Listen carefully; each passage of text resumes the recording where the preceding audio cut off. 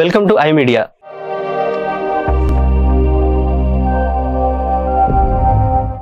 ఈరోజు మనతో ఒక స్పెషల్ గెస్ట్ ఉన్నారు.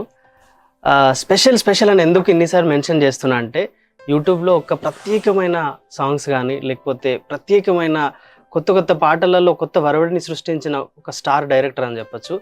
అసలు స్టార్ డైరెక్టర్ అని ఎందుకు అంటారు అంటే, మామూలుగా తను మనం ఇన్స్టాగ్రామ్లో చూసుకున్నట్టయితే రీల్స్లో మిలియన్స్ ఆఫ్ వ్యూస్ రీల్స్కి షార్ట్స్కి అంత ఉంటుంది అంటే ఆయన ఒక ప్రత్యేకమైన ఒక ఇంపాక్ట్ ఉంటుంది. అది ఆయన మాటల్లో ఆయనను అడిగి తెలుసుకుందాం. ఇవాళ మన ఐ మీడియా స్టూడియోకి మోహన్ మరిపెల్లి అని వచ్చిండు. ఒకసారి వెల్కమ్ అన్న. Thank you so much. Hi. మా స్టూడియోకి ఇచ్చేసినందుకు. ఎప్పటి నుంచో ట్రై చేస్తున్నాం మేము మీకోసం, కానీ కుదరలేదు. ఐఎమ్ రియల్లీ హ్యాపీ ఇవాళ మిమ్మల్ని కలిసి మిమ్మల్ని ఇంటర్వ్యూ చేయడం నాకు చాలా హ్యాపీగా ఉంది.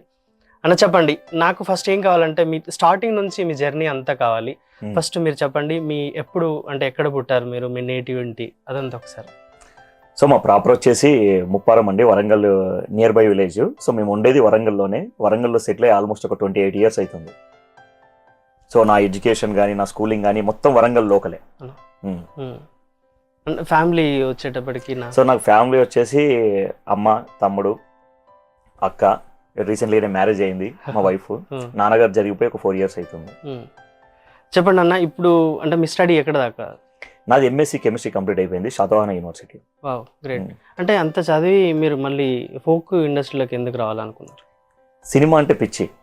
బేసిక్గా చదువుకున్నది కూడా ఏంటంటే, సినిమా ఇండస్ట్రీలో చాలా మంది చదువు రాక, చదువు అబ్బక ఇండస్ట్రీకి వచ్చారు అన్న ఒక పేరు జమాన్ నుంచి ఒకటి వినిపిస్తుంది. సో మనం ఆ కోలో ఉండద్దు అనే ఒక ఉద్దేశంతో చదువుకునే పోవాలి రా భయ్ అని చెప్పేసి చదువుకుంటూ షూట్ చేసేవాడిని, అంటే ఈ సినిమాలు ట్రై చేసేవాడిని. అంటే అన్న, ఇప్పుడు ఏ ఏజ్ లో మీకు స్టార్ట్ అయింది ఈ ప్రాసెస్ అంతా? నాకు చిన్నప్పటి నుంచి సినిమాలు అంటే బాగా ఇష్టం. నన్ను మా నాన్న బాగా సపోర్ట్ చేసేవారు. చిన్నప్పటి నుంచి బాగా డాన్స్ చేసేవాడిని యాక్చువల్లీ. సో మా నాన్న ఇక్కడ భరతున్నా, ఎక్కడైనా ఏదైనా స్కూల్లో ప్రోగ్రామ్ అయినా ఏమైనా కూడా నన్ను తీసుకెళ్ళి అక్కడ డాన్స్ చేయించారు. సో నాకు అక్కడి నుంచి సినిమాలంటే ఇష్టం పెరుగుతూ వచ్చింది. గ్రేట్. ఇంకొకటి అన్న, జనరల్గా మనం ఈ స్టార్ డైరెక్టర్ అనేది ఒక ఉందన్న అంటే, కొంతమంది నేను బ్యాక్గ్రౌండ్ లో విన్నాను, నేను మీ గురించి నాకు పర్సనల్ గా కొంచెం తెలుసు కాబట్టి, స్టార్ డైరెక్టర్ ఏందిరా, వీటి స్టార్ డైరెక్టర్ అని కొన్ని ఉన్నాయి, కామెంట్లు వస్తూ ఉంటాయి. అంటే మీరు ఎప్పుడన్నా విన్నారో లేదు తెలియదు. యూట్యూబ్ లో చూసుకుంటే చాలా మంది ఫోక్ సింగర్స్ కానీ, రైటర్స్ కానీ, లేకపోతే యాక్టర్స్, హీరోస్ కి జనరల్ వాళ్ళ పేర్లు ఉంటాయి. మీకు స్పెషల్ గా మీరు డైరెక్షన్ లో స్టార్ అని ఎందుకు వచ్చింది? యాక్చువల్లీ స్టార్ డైరెక్టర్ అని కూడా నాకు నేమ్ ఎక్కడి నుంచి వచ్చిందంటే, మన గడ్డం రాజు తమ్ముడు సాంగ్ ఒకటి చేస్తుండే, కాటి కట్టెల పాలైన సాంగ్. సో నాకు అక్కడి నుంచి స్టార్ డైరెక్టర్ అనే పేరు వచ్చింది. ఎందుకంటే అప్పటి వరకు యూట్యూబ్ లో లేనటువంటి కాన్సెప్ట్. సో ఒక డిఫరెంట్ గా మనం ప్రజెంట్ చేసాం ఒక లవ్ ఫెయిల్యూర్ సాంగ్ ని. సో అక్కడి నుంచి మన యూట్యూబర్స్ ఇచ్చినటువంటి పేరు అది స్టార్ డైరెక్టర్. సో అది ఇప్పటి వరకు అలా కంటిన్యూ అవుతూ ఉంది. యూట్యూబర్స్ అంటే సో మన గడ్డం రాజు తమ్ముడు అవ్వచ్చు, సో ఇంకా ఇలా కొంతమంది ఉన్నారు. మీరు చేసిన పాటల హీరోలు కానీ లేకపోతే వాళ్ళు. సూపర్.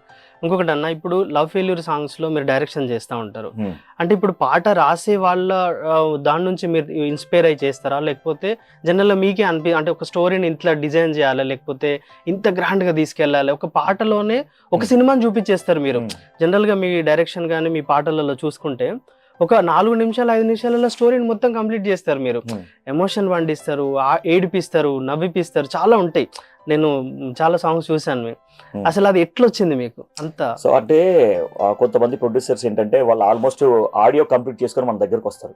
సో ఆడియో కంప్లీట్ చేసుకొని మన దగ్గరకు వచ్చినప్పుడు ఏంటంటే, ఆ పాటకు తగ్గట్టు మనం కొన్ని కాన్సెప్ట్ రాసుకుంటాం, లేదా లిరిక్ రైటర్తో మనం డిస్కస్ చేసుకోవడం. తమ్ముడు నువ్వు ఏమనుకొని ఈ సాంగ్ రాస్తావు, ఎలాంటి పాయింట్ ఆఫ్ వ్యూ అనుకొని రాస్తావు, సో ఆ కాన్సెప్ట్ నచ్చితే నేను యాస్టిక్ దాన్ని చేస్తాను, లేదు అనుకుంటే నా పాయింట్ ఆఫ్ వ్యూలో నేను ఇంకో 4-5 వర్షన్లో ప్రొడ్యూసర్కి చెప్తాను. సో పాటను బట్టి కాన్సెప్ట్ తీసుకుంటాం, లేదంటే కాన్సెప్ట్ని బట్టి అలా లిరిక్స్ రాసిన వాళ్ళు ఉంటారు. సో అలా అయినా మనం మేకింగ్ చేస్తాం. ఓకే, సూపర్ అన్న. ఇప్పుడు జనరల్గా మీ సాంగ్స్లో అన్న మీరు బాగా అంటే కోపం ఉంటుంది మీకు, సీన్లలో హీరోయిన్లను తిడతారట, ఇదంతా ఉంది అంటే కామెంట్లు వస్తే జనరల్గా. అంటే మీతో పనిచేసిన వాళ్ళు కొంతమంది నేను అడిగాను, అప్పుడు అన్న కొంచెం సీరియస్ ఉంటాడు, వాళ్ళు కొంచెమే చెప్పిళ్ళు. మీ మాటల్లో ఎందుకు అంత కోపం? సో కోపం అనేది ఏం లేదండి, అంటే ఆ వర్క్ మీద ఉన్నటువంటి పిచ్చి ప్రేమ అంతే.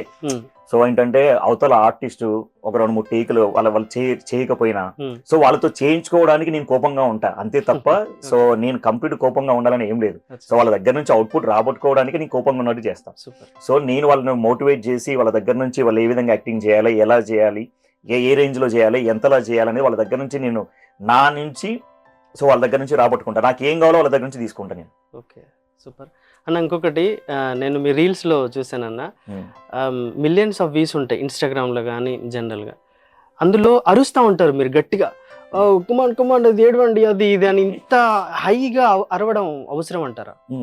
అంటే ఇప్పుడు సినిమాలు అనుకోండి, చాలా మంది ప్రొఫెషనల్ ఆర్టిస్టులు ఉంటారు, జస్ట్ వాళ్ళకి సీన్ నరేషన్ చేస్తాము, ఎక్స్ప్లెయిన్ చేస్తాము, డైలాగ్ ఏ మోడ్యులేషన్లో చెప్పాలి, ఎంతలో చెప్పాలి, ఎలాంటి సిచ్యువేషన్ చెప్పాలి, ఎక్కడ ఐ డ్రాప్ రావాలి, ఎక్కడ ఎమోషన్ ఉండాలి, ఏ విధంగా క్యారీ చేయాలి అనేది జస్ట్ మనం ఎక్స్ప్లెయిన్ చేస్తాం.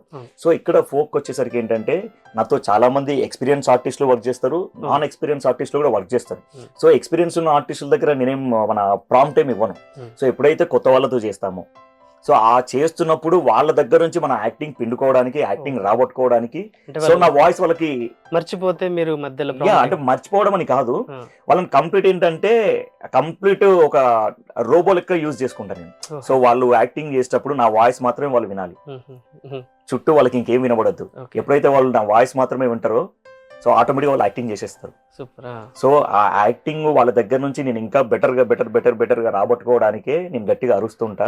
సో అరవడం వల్ల ఏమవుతుందంటే, వాళ్ళ మైండ్ సెట్ ఎక్కడ ఉన్నా, అరే నేను బాగా చేయట్లేదేమో, లేదంటే నేను ఇంకే విధంగా చేయాలనేమో అనే ఒక భయం కూడా ఉంటది వాళ్ళకి. వాళ్ళ ఇంటర్నల్ ఎక్కడన్నా ఉన్నా సో కంప్లీట్ వాళ్ళు అక్కడ లొకేషన్, వాళ్ళ మైండ్ సెట్, వాళ్ళ బాడీ మొత్తం లొకేషన్ లోనే ఉంటది. అంటే మీరు ఇచ్చే ఆ మోటివేషన్ అట్లా వస్తా ఆ టైంలో. అయితే అది బయట వాళ్ళకి పోర్ట్రేట్ ఎట్లా అవుతుందంటే, అరే మోహన్ నన్ను ఎందుకు అరుస్తున్నాడు, నేను ఒక వీడియో ఏదో ఒక స్టేటస్ ఏదో పెడితే, ఒక సమ్ దాంట్లో మనం చేసిన సాంగ్లో కింద కామెంట్ చేస్తే, ఓహో పాటలు ఇలా తీస్తారా అని కామెంట్లు వచ్చినాయి కింద. అంటే ఇంత బ్యాక్గ్రౌండ్లో అరుస్తారా, ఇంత చేస్తారా అంటే, ఓహో ఆడియన్ పాయింట్ ఆఫ్ వ్యూ ఇట్లా వెళ్తుందా అని నాకు అప్పుడు వచ్చిన డౌట్. మీరు నాకు ఇప్పుడు కన్క్లూజ్ ఇచ్చిందని అనుకుంటాను నేను. I'm so happy. ఇంకా చెప్పండి అన్న, మీకు రీసెంట్ మ్యారేజ్ అయింది, అంటే ఫ్యామిలీ ఫస్ట్ అడిగి తర్వాత మీ పర్సనల్కి వస్తాను నేను. ఫస్ట్ ఫ్యామిలీ ఎందుకు అడుగుతున్నా అంటే, మీరు ఒక కన్క్లూజన్ ఇస్తారు కాబట్టి అడుగుతున్నా. ఏంటి అక్క వాళ్ళు ఏం చేస్తారు? సో నా మ్యారేజ్ అయ్యి ఆల్మోస్ట్ 7 months అవుతుంది. సో మా మిస్సెస్ వచ్చేసి తన నర్సింగ్. సో తను నాకు బాగా సపోర్ట్. సో ఆ సపోర్ట్ చేయడం వల్లే కానీ, అంటే మా అమ్మ నాన్న వాళ్ళు ఏ రేంజ్ లో అయితే సపోర్ట్ చేశారో, మా బ్రదర్స్ కానీ మా మామయ్యలు కానీ, సో తను కూడా అంతకు మించే సపోర్ట్ చేస్తుంది. అందుకే ఇంకా పీస్ఫుల్ గా వర్క్ చేసుకోగలుగుతున్నా. అంటే చాలా మందికి ఉంటది, సో హస్బెండ్ తొందరగా రావాలి, ఎక్కువ టైం స్పెండ్ చేయాలి అదే. సో మా ఫీల్డ్ లో ఏంటంటే, యాక్చువల్ మేము మన అనుకున్న వాళ్ళకి మనం టైం ఇవ్వలేం. సో అది కూడా తను బాగా అర్థం చేసుకుంది.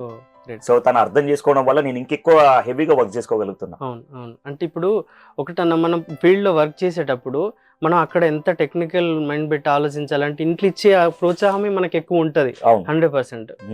ఇంకా నా చెప్పండి, పర్సనల్ గా ఇప్పుడు ఇందాక రీసెంట్ మ్యారేజ్ అయింది కదా, ముందుకెళ్తే మీరు అంతకుముందు ఎప్పటి నుంచో సాంగ్స్ చేస్తున్నారు, వెల్ ఎస్టాబ్లిష్ మంచి డైరెక్టర్. సాంగ్స్ పరంగా చూసుకుంటే మోహన్ అన్నని ఇష్టపడే ఉండని వ్యక్తి ఉండరు క్యాజువల్ గా.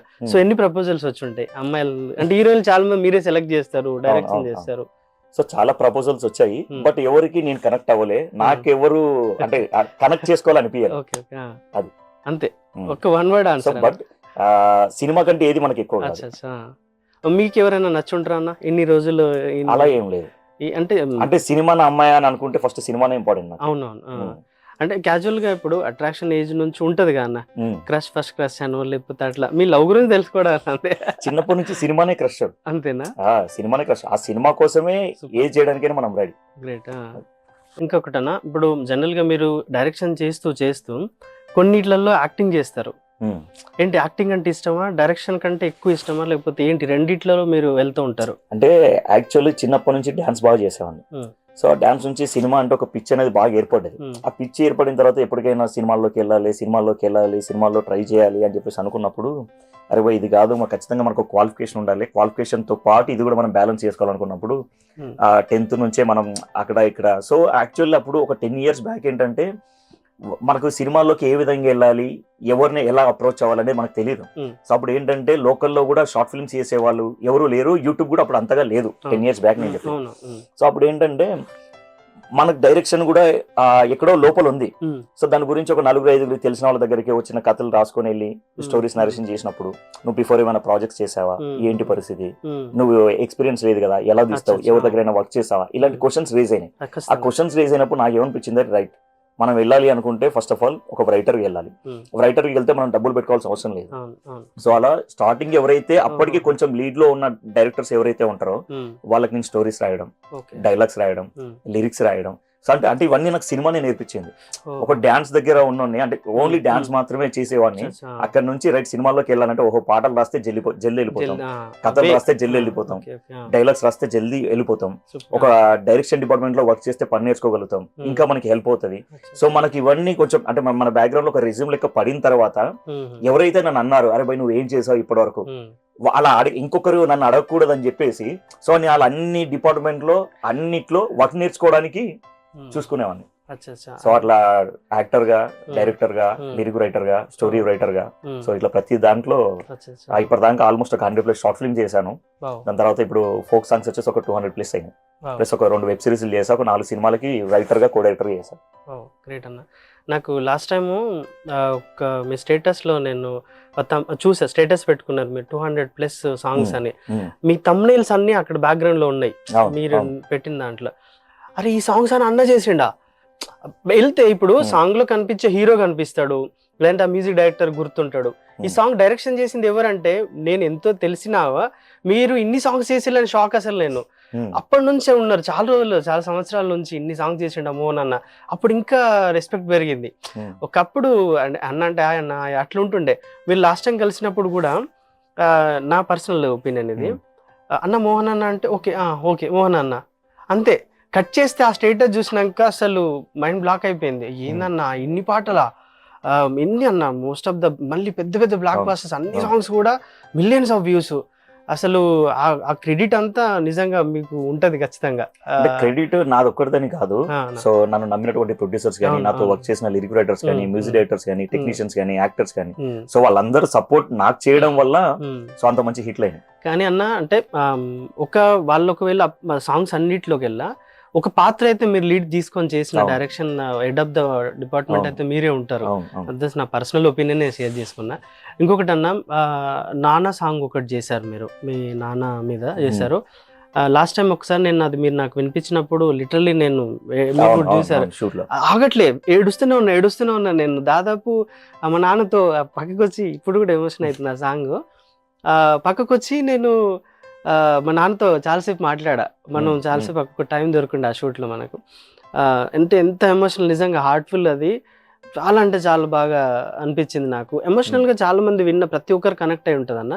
సో అది ఎక్కువ రీచ్ అవ్వలేదు. ప్లస్ దానికంటే ముందన్న ఆ సాంగ్ చేయడానికి రీజన్ ఒక్కసారి నాన్నతో ఉన్న ఎమోషన్ ఒక్కసారి. అంటే సాంగ్ చేయడానికి రీజన్ ఏంటంటే నాన్న ఉన్నప్పుడు చాలా రకాలుగా చాలా విధాలుగా సపోర్ట్ చేసింది. మీరు కూడా ఎమోషన్ అంటే ఆల్మోస్ట్ నాన్న అంటే అది ఆటోమేటిక్ వచ్చేస్తుంది. అంటే నాన్న ఉన్నంత వరకు నాన్న వాల్యూ తెలియలే. ఎంతసేపు అరే బై అంటే నాన్న దగ్గర పని చేసేవాళ్ళు, అన్ని కొడుకు డిగ్రీ చదువుతున్నాడు, ఎంఎస్సీ చదువుతున్నాడు, ఎందుకు బై సినిమాలు ఎందుకు తిరుగుతున్నాడు అంటే నాన్నని ఈ విధంగా, నాన్నతో ఈ విధంగా మాట్లాడిన వాళ్ళు చాలా మంది ఉన్నారు.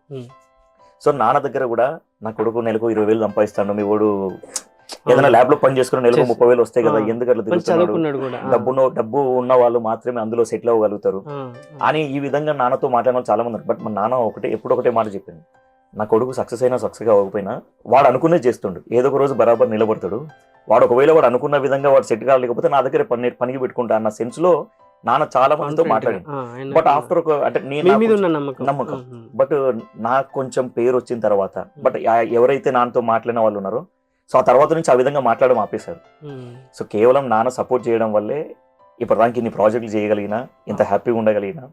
బట్ ఒక చిన్న బాధ ఏంటంటే ఎంతసేపు షార్ట్ ఫిలిమ్స్ ప్రాజెక్ట్స్ అంటే చిన్న షార్ట్ ఫిలిమ్స్ సాంగ్స్ ఇవి చేస్తున్నప్పుడు ఇంకెప్పుడు సినిమాలు చేస్తావు అది ఇది అని చెప్పేసి అనుకోవడం. ఒక సినిమా అయితే చేసాం, బట్ అది రిలీజ్ అయ్యే టైంకి నానైతే లేదు. ఆ సినిమా గురించి ఒక 2 years అడిగారు, ఎప్పుడు రా రిలీజ్. అదొక బాధ. అది ఎప్పటికీ స్క్రీన్ మీద చూడాలనే అది ఉంటుండే, అది ఎప్పటికీ ఉంటది. సో ఇప్పటికీ ఇంకా నేను గట్టిగా కంటిన్యూ అయ్యేది ఏంటంటే కేవలం నాన్న కోసమే. ఏ రోజుకైనా అక్కడ డైరెక్టర్ గా నా పేరు నన్ను నేను చూసుకోవాలి. అంటే రైటర్ గా మన నేమ్ పడినా, మిగతా కో డైరెక్టర్ ఇలాంటి ఎన్ని పడినా కూడా ఓన్లీ డైరెక్టర్ గా నా నేమ్ చూసుకోవాలి. దానికోసం ఇంకా కష్టపడుతున్నా. ఆ సాంగ్ అంత ఎమోషనల్ గా ఉన్న రీచ్ అయితే అవ్వలేదు అనిపించింది. మళ్ళీ వస్తామన్న సాంగ్ కూడా చేయడానికి రీజన్ ఏంటంటే నన్ను మా నాన్న మస్తు సపోర్ట్ చేసిండు.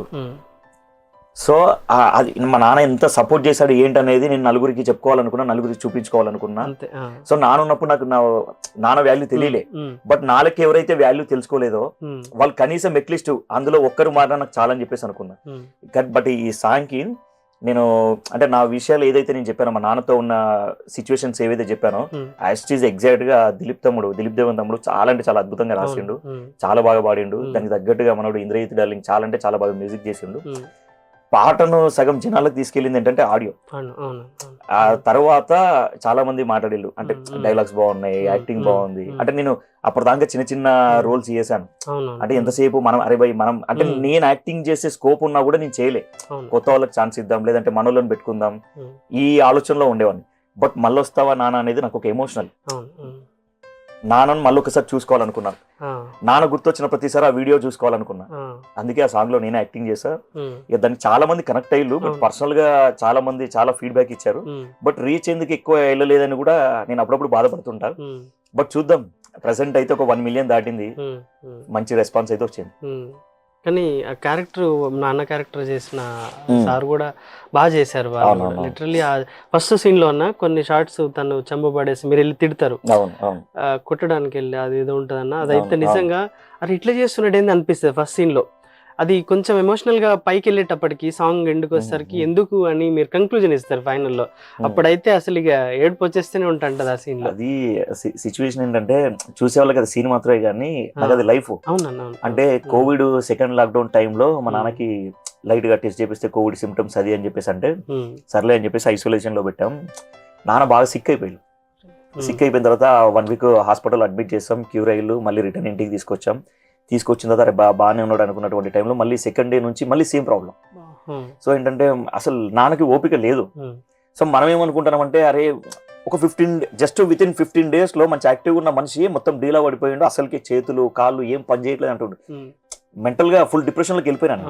అరే ఏంటి ఈ విధంగా మాట్లాడుతున్నాడు, ఏంటి పరిస్థితి అది అని చెప్పేసి. అంటే నేనేమనుకున్నా అంటే తను కావాలని చేస్తుండేమో, ఏంటి పరిస్థితి ఈ విధంగా అనుకొని తన మీద చాలా సార్లు అరిచిన. దానివల్ల ఏమన్నా ఫుడ్ తీసుకోవడం అట్లా చేస్తాడు. అంటే తనకి ఏం తిన్నా కూడా స్టమక్ బాగా ఉబ్బిపోతుంది. సో దాని వల్ల తినడం మొత్తం మానేశాడు.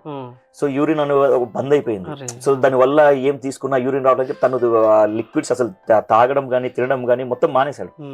దానివల్ల మనిషి బాగా వీక్ అయిపోయి అసలు ఏం ఎనర్జీ లేకపోవడం, నువ్వు ఎందుకు తినట్లేదు అని చెప్పేసి చాలా సార్లు అరిచిన. బట్ నాకు అంటే సిచ్యువేషన్ ఏంటంటే ఆ సిచ్యువేషన్ లో రిలాక్స్ కాళ్ళు పట్టుకున్నాడు.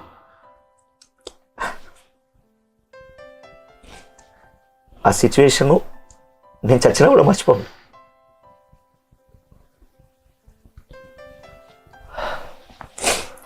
ఎగ్జాక్ట్ అదే నేను కూల్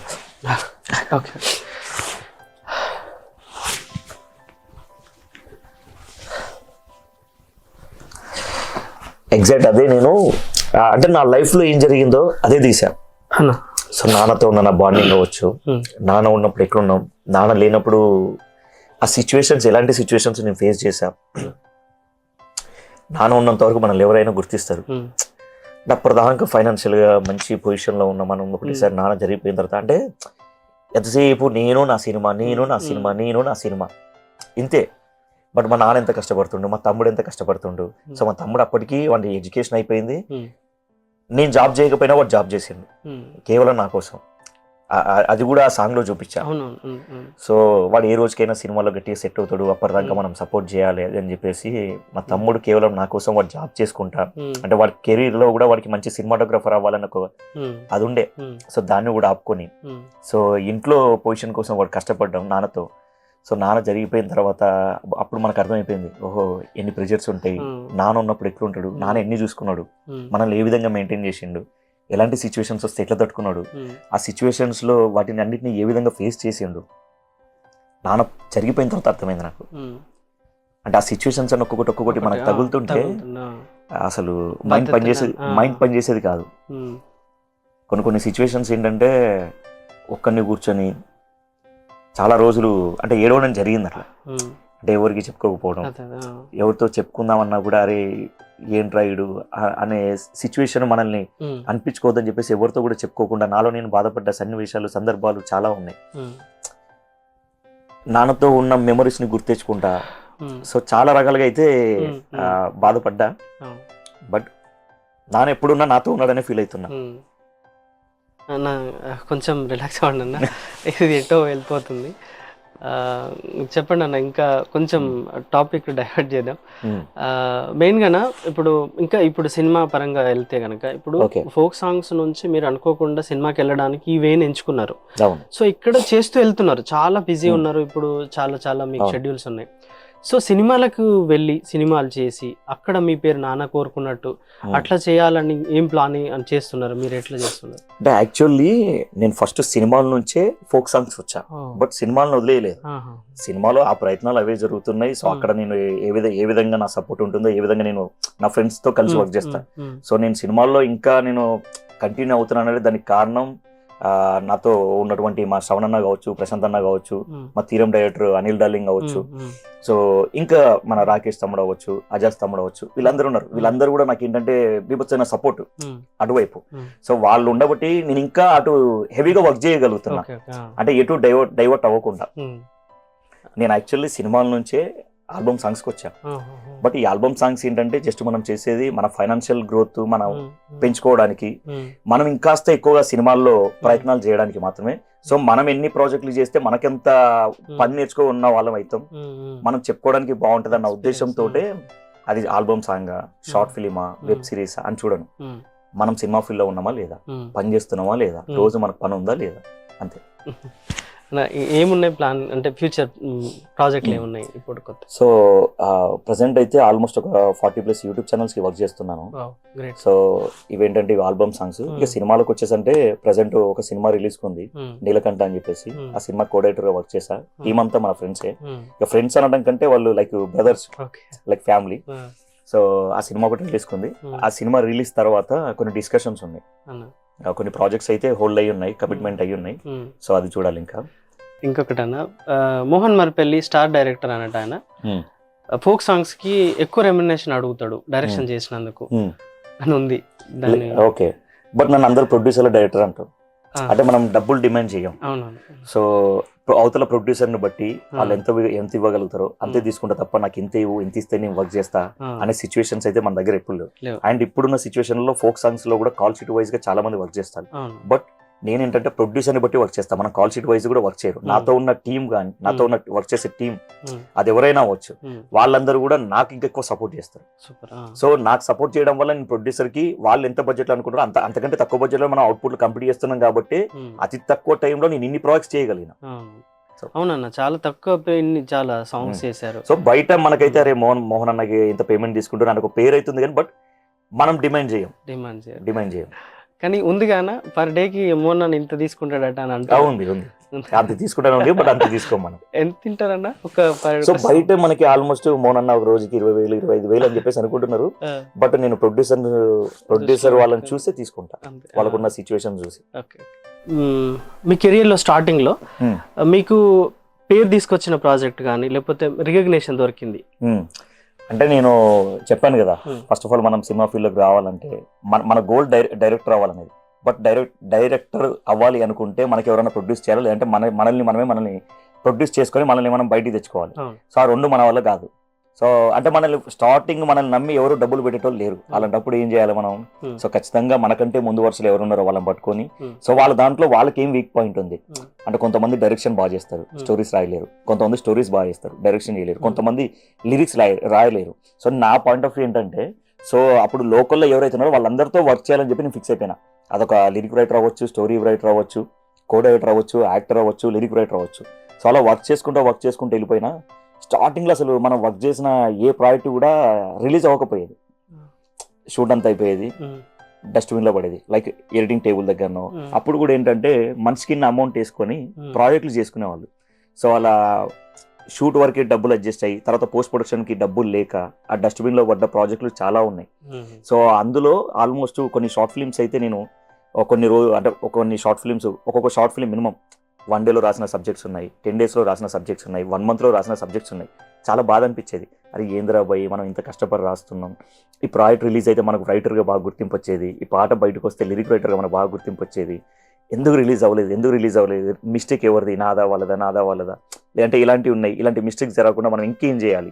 సో ఈ విధంగా ఆలోచిస్తున్నప్పుడు అప్పుడు ఒక ప్రాజెక్ట్ పడింది. సో ఒక రియాలిటీ షోకి సాంగ్ రాసా, మాకల్ నిజం అవుతుందని చెప్పేసి.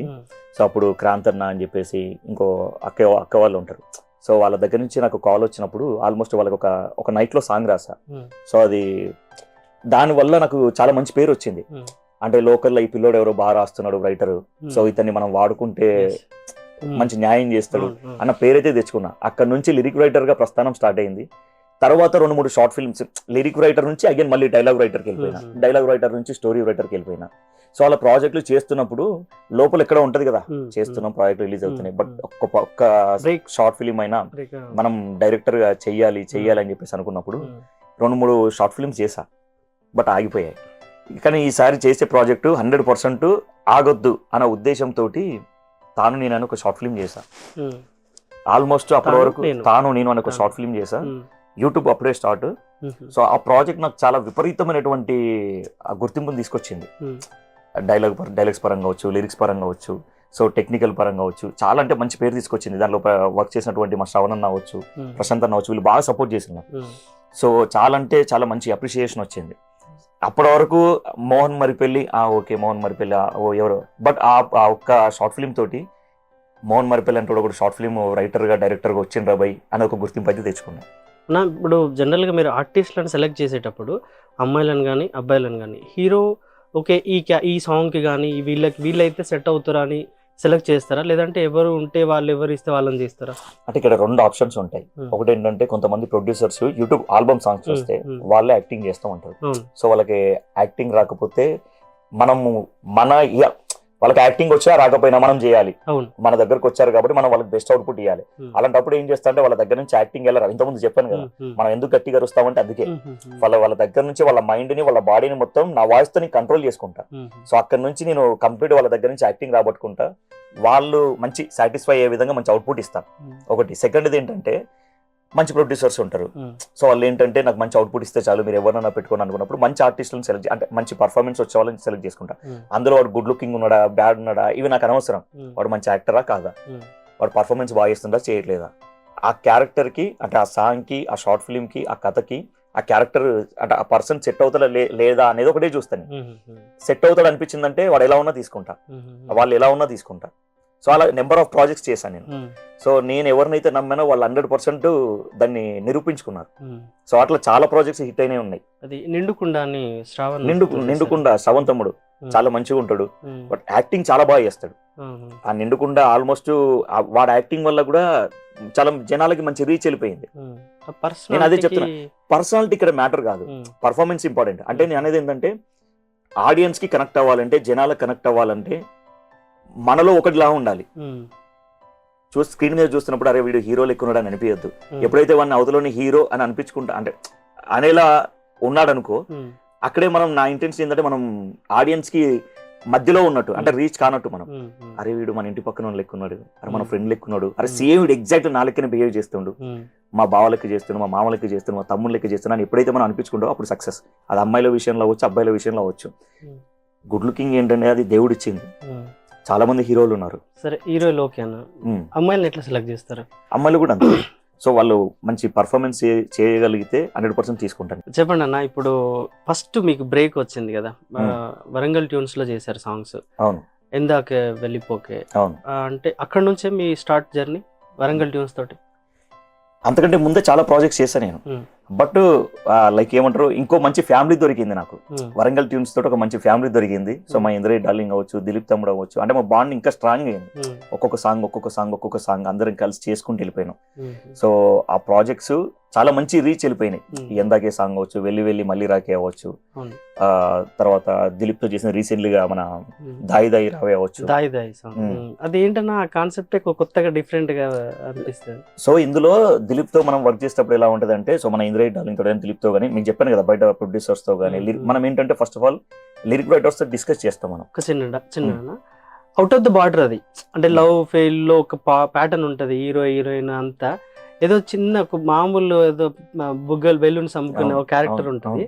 చాలా స్పెషల్ గా అసలు ఎట్లా వచ్చింది మీకు అట్లా చేయాలని? బేసిక్ గా ఆ సాంగ్ మంచిగా రావడానికి కారణం మెయిన్ రీజన్ ఏంటంటే దిలీప్ వాడు లిరిక్స్ చాలా బాగా రాశాడు. ఆ లైన్ మనోడు దిలీప్ ఇచ్చాడు, అన్న ఇది సిచ్యువేషన్, అబ్బాయి అమ్మాయి ఒక పాప ఉంటది, సో ఈ సిచ్యువేషన్ వాళ్ళిద్దరి మధ్య చిన్న డిస్కషన్ అవుతుంది, వెళ్ళిపోతుంది. సో ఈ విధంగా వాళ్ళు లైన్ చెప్పిన తర్వాత సో ఎండింగ్ ఏం చేద్దాం, ఇంకెట్లా కనెక్ట్ చేయాలనుకున్నప్పుడు నాకు యాక్సిడెంట్ అని ఒక థాట్ వచ్చింది. సో చెప్పిన లైన్ ని నేను కొంచెం ఇంప్లిమెంట్ చేసి ఒక కాన్సెప్ట్ అనుకొని పిక్చరేషన్ చేశాను. నా కన్క్లూజన్ ఏంటన్న సాంగ్ కి లాస్ట్ లో అర్థం కాలేదు. అది ఎందుకు అమ్మాయి చచ్చిపోయింది అంతేనా? బిఫోర్ లైవ్ అంటే నేను చెప్పాలనుకునేది ఏంటి తెలుసా, మనుషులు మనతో ఉన్నప్పుడు మాత్రమే ఆ ప్రేమ అనేది విపరీతంగా ఉంటది, అతి ప్రేమ ఉంటది, లేదనుకుంటే సంథింగ్ ఇంకా ఇంకా చాలా ఉంటాయి. సో మనిషి మన పక్కన ఉన్నప్పుడు వాళ్ళని మనం అర్థం చేసుకోలేం. ఆ సాంగ్ లో అమ్మాయి కోపంగా వెళ్ళిపోయింది, ఓకే, వెళ్ళిపోయిన తర్వాత సరే అబ్బాయి పాపను పట్టుకుని వాళ్ళ ఇంటి ముందు సో ఆ సిచ్యువేషన్ లో ఉన్నప్పుడు అమ్మతనం ఒకటి ఉంటది కదా, ఆ పాప ఎప్పుడైతే అమ్మ అని పిలుస్తుందో ఆమె లోపల ఎంతున్నా కూడా డోర్ ఓపెన్ చేసుకొని రావడం, అరే కలిసిపోతారు అనుకున్నప్పుడు ఒక చిన్న యాక్సిడెంట్, అది కొంచెం డిసప్పాయింట్మెంట్స్ ఏంటంటే చూసే వాళ్ళకి కొంచెం బాధ కలగాలి. అంటే రేపు పొద్దున అలాంటి సిచ్యువేషన్ ఎవరికైనా వస్తే అసలు విడిపోవాలనే థాట్ రావద్దు అనేది నా ఇంటెన్షన్. విడిపోవాలనే థాట్ రావద్దు, ఉన్నంత వరకు కొంచెం హ్యాపీగా ఉండాలి, కలిసి ఉండాలి, జిందగీ మొత్తం ఎంజాయ్ చేయాలి. అన్న చెప్పండి, ఇప్పుడు మీ కెరియర్ మొత్తం చూసుకున్నట్టయితే ఈ సాంగ్స్ విషయంలో కానీ మీకు సపోర్ట్ చేసిన బయట ఫ్యామిలీ కాకుండా అదర్ పర్సన్ ఎవరు?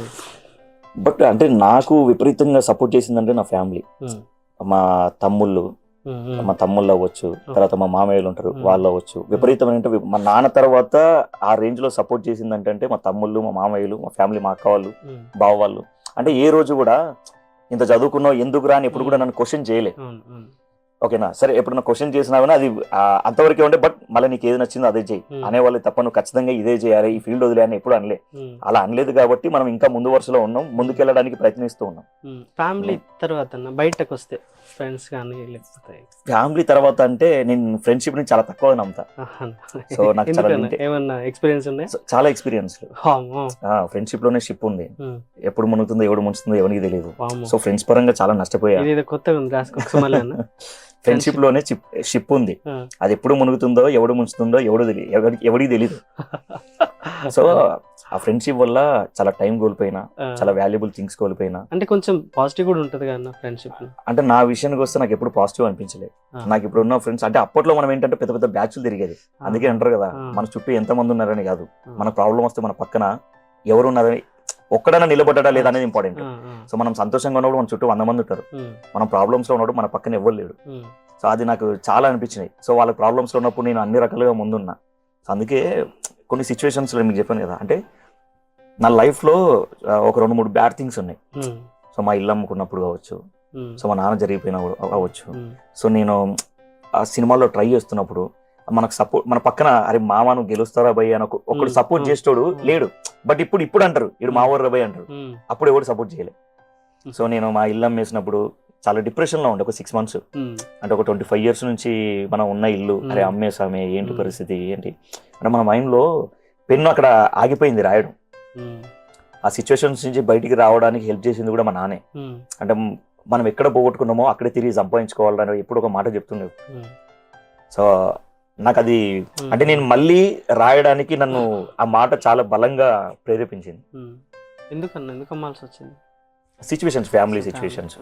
సో అది ఇప్పుడు ఎవరికి ఒకవేళ మనం స్పెషల్ గా నీకు ఇండస్ట్రీలో కానీ, ఫోక్ ఇండస్ట్రీలో కానీ, సినిమా ఇండస్ట్రీ పరంగా మిమ్మల్ని వల్ల బాధపడ్డ సందర్భాలు కానీ ఎవరి వల్ల? బాధపడ్డ సందర్భాలు అంటే నేను అవకాశాల కోసం తిరుగుతున్నప్పుడు, చాలా ఆఫీస్లోకి వెళ్ళినప్పుడు వాళ్ళు మాట్లాడే విధానం అవ్వచ్చు, వాళ్ళు ట్రీట్ చేసే విధానం అవ్వచ్చు, చాలా రకాలుగా బాధ అనిపించింది. అంటే మనకు పేరు ఉన్నప్పుడు ఎలా ఉంటుంది, పేరు లేనప్పుడు ఎలా ఉంటుంది, మనం సక్సెస్లో ఉంటే ఎలా ఉంటుంది, మనం ఫెయిల్యూర్స్లో ఉంటే ఎలా ఉంటుంది, అవన్నీ చాలా చూసాను నేను. సో అలాంటి సిచ్యువేషన్స్లో కొంచెం బాధ అనిపిస్తుంది. బట్ ఏ ఒక్క రోజు కూడా వెనక్కి తిరిగి వెళ్ళాలని ఎప్పుడు అనిపించలేదు. ఎందుకంటే మనం ఇంకా ఏం చేసినా కూడా మనం ఇక్కడే ఉండాలని మెంటల్గా ఫిక్స్ అయిపోయాం. సో అందుకే ఎలాంటి సిచ్యువేషన్స్ వచ్చినా, ఎన్ని ప్రాబ్లమ్స్ వచ్చినా కూడా తట్టుకొని నిలబడటం అలవాటు అయిపోయింది. హ్యాపీయెస్ట్ థింగ్ ఏంటి? ఎప్పుడు హ్యాపీగా ఫీల్ అయ్యాను? సాంగ్స్ పని చేస్తే మస్తు హ్యాపీగా ఫీల్ అవుతా. ఓన్లీ వర్క్ అంతే. పని ఉందంటే మస్తు హ్యాపీగా ఫీల్ అవుతా. ఏదైనా సాంగ్ పెద్ద హిట్ అయింది? చాలా ఉన్నాయి. మహేంద్ర ఎయిట్ డార్లింగ్, దిలీప్ తమ్ముతో మేము మా కాంబినేషన్ లో చాలా ప్రాజెక్టులు హిట్. ఎన్ని చేసి ఉంటారు? మేము ఆల్మోస్ట్ ఇక అది చెప్పలేం, చాలా ప్రాజెక్టులు చేసాం, చాలా ప్రాజెక్టులు చేసాం. వరంగల్ ట్యూన్స్ లో ఆల్మోస్ట్ ఒక 80% ఆఫ్ ది సాంగ్స్ మొత్తం నేనే చేశాను. ఇవి కాక మళ్ళా మనోడు మ్యూజిక్ చేసినాయి, దిలీప్ తమ్ముడు రాసినాయి, అట్లా కూడా అదర్ ఛానల్స్ కూడా నేను డైరెక్టర్ గా వర్క్ చేశాను.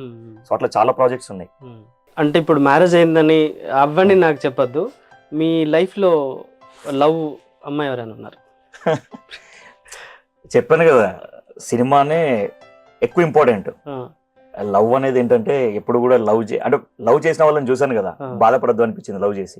అందుకని చెప్పేసి ఆ లవ్ కంటే ఎక్కువ సినిమాల మీద ఫోకస్. బట్ లవ్ సక్సెస్ కంటే లవ్ ఫెయిల్యూర్ అయితేనే చాలా బాగుంటది, లైఫ్ ఉంటుంది. అక్కడ నుంచి వచ్చిన ఈ రైటింగ్ పాటల మీద అలా ఏం లేదు, సినిమా అంటే పిచ్చి నుంచి వచ్చింది. అంతేనా? బట్ మనం ఇంకా స్ట్రాంగ్ అవుతాం, ఫెయిల్యూర్స్ ఉంటేనే మనం స్ట్రాంగ్ అవుతాం. అది సో మనం ఎన్ని దెబ్బలు తగిలితే అంత గట్టిగా నిలబడతాం. అన్న ఇంకొక విషయం అన్న, జనరల్ గా ఇప్పుడు మీరు అరుస్తూ ఉంటారు సీన్ లో, యాక్టింగ్ చేసే ప్రాసెస్ లో, అక్కమన్నా ఒక పని చేద్దామన్నా, మీరు ఒక సీన్ చెప్తూ ఉండండి, నేను యాక్టింగ్ చేసి చూపెడతా. చేద్దామా? అంటే మీరు సీన్ లో యాక్షన్ అంటే ఫీల్డ్ లో చాలా మందికి మీ పాటలే తెలుసు, కొంతమంది మీ ఇన్స్టా ఫాలోవర్స్ కి మీరు ఎట్లా అరుస్తారో అది తెలుసు. మా ఐ మీడియా ప్రేక్షకులకి అదొక్క సీన్ కావాలన్నా, చెప్పండి. రెడీ? ఓకేనా? సో ఆ అమ్మాయి నీకు బ్రేకప్ చెప్తుంది, సో నువ్వు అమ్మాయిని బతిలాడుతున్నావు, ఓకేనా? At the same time psychoism చూపించాలి, ఓకేనా? రెండు వేరియేషన్స్ ఉండాలి, బతిలాడాలి, సైకోయిజం చూపించాలి, ఓకేనా? ఆ రెండు వేరియేషన్స్ అంటే నీకు ఆ అమ్మాయి మీద ఎంత అతి ప్రేమ ఉన్నదనేది అమ్మాయికి అర్థం కాదు, బట్ ఆడియన్స్ కి అర్థం కావాలి, ఓకేనా? రెడీయా? రెడీ? బదలాడు అమ్మాయిని, బదలాడు, ఇంకా బదలాడు, ఇంకా బదలాడాలి, బదలాడు, సైకోయిజం చూపించు, సైకోయిజం కొట్టుకో, కొట్టుకో, జై జై జై, కొట్టుకో, ఇంకా ఇంకా కొట్టుకోవాలి, ఇంకా కొట్టుకోవాలి, బదలాడు, బదలాడు, ప్లీజ్ నీ దండం పెడతాను, ప్లీజ్ నీ దండం పెడతాను, కారుబాబు, కారుబాబు, ఇంకా ఇంకా బదలాడు, బలి బలి, కొట్టుకో, నెత్తి కొట్టుకో, నెత్తి కొట్టుకో, కొట్టుకో, ఇంకా ఇంకా నెత్తి కొట్టుకోవాలి, ఇంకా నెత్తి కొట్టుకోవాలి, కొట్టుకోవాలి, ఇంకా ఇంకా నెత్తి కొట్టుకో, అరు అరు అరు అరు అరు, ఇంకా ఇంకా అరు, చచ్చి కొట్టుకో, చచ్చి కొట్టుకో, చచ్చి కొట్టుకో. నన్ను అతను కాదన్నా, ప్లీజ్ అన్న. ఏంది ఇది, నాతో అయితే అయితలేదు. అయితే ఈయన మాటలకు నిజంగా నేను ఏదో అయిపోతుందన్నా, నిజంగా. అమ్మో నేను చేసిన గానా, చాలా బాగుంది. అమ్మో వస్తున్నానా నేను? లేదు, నీ మాటలకి నేను హిప్నటైజ్ అయిపోతున్నా, హిప్నటైజ్ అయ్యి ఫీల్ వస్తుంది ఇది. అమ్మో ఇది కొంచెం డేంజరస్ ఉందే. థ్యాంక్ యూ సో మచ్ అన్న, మా ఐ మీడియాకి వచ్చి ఇంతసేపు మాతో ఉండి మీ లైఫ్ మొత్తం అన్ని విషయాలు మాతో షేర్ చేసుకొని చాలా చాలా హ్యాపీగా అనిపిస్తుంది నిజంగా. థ్యాంక్ యూ సో మచ్ అన్న. Thank you bro. మీరేమన్నా మా ఐ మీడియా ప్రేక్షకులకు మా తరఫున? సో ఐ మీడియా అని చెప్పేసి ఇంద్రజిత్ డార్లింగ్ చాలా మంచిగా స్టార్ట్ చేశాడు ఛానల్. అంటే టాలెంట్ని ఎంకరేజ్ చేయడానికి, ఆల్రెడీ సక్సెస్ లో ఉన్న వాళ్ళని వాళ్ళ ఫెయిల్యూర్స్ చెప్పుకోవడానికి, అంటే ఆడియన్స్ తో పంచుకోవడానికి, వాళ్ళు ఏ విధంగా సక్సెస్ అయ్యారు, ఏ విధంగా ఫెయిల్యూర్స్ అయ్యారు, ఫెయిల్యూర్స్ అయితే వాటిని ఏ విధంగా తట్టుకోవాలి, అంటే ఇలాంటి ఒక మంచి, అంటే లైక్ ఇంటర్వ్యూ అంటే ఒక నార్మల్ ఇంటర్వ్యూ లెక్క కాకుండా ఒక పర్సన్ లైఫ్ ఇంటర్వ్యూ చేయాలని ఒక మంచి కాన్సెప్ట్ తోటి ఐ మీడియా అని ఒకటి స్టార్ట్ చేసి, సో మాలాంటి వాళ్ళు ఇంటర్వ్యూస్ తీసుకొని మమ్మల్ని కూడా, అంటే ఇప్పటి వరకు మనం స్క్రీన్ వెనకాలనే ఉన్నాం. సో నా వాయిస్ చాలా మందికి తెలుసు, బట్ నేను తెలియదు చాలా మందికి, బట్ మమ్మల్ని కూడా స్క్రీన్ ముందుకు తీసుకురావాలని ఒక ఉద్దేశంతో ఛానల్ మంచిగా స్టార్ట్ చేసి, సో మాలాంటి వాళ్ళు పట్టి ఇగో ఇక్కడ కూర్చోబెట్టిన మా darling. So I media YouTube channel ని అందరూ చూడండి, మంచి మంచి ఇంటర్వ్యూస్ వస్తాయి. సో ఖచ్చితంగా సబ్స్క్రైబ్ చేసుకోండి. చూసారు కదా ఇవాళ ఎపిసోడ్ ఎలా ఉందో. నెక్స్ట్ ఇంకొక ఎపిసోడ్తో ఇంకో గెస్ట్తో మళ్ళీ కలుద్దాం. Thank you for watching.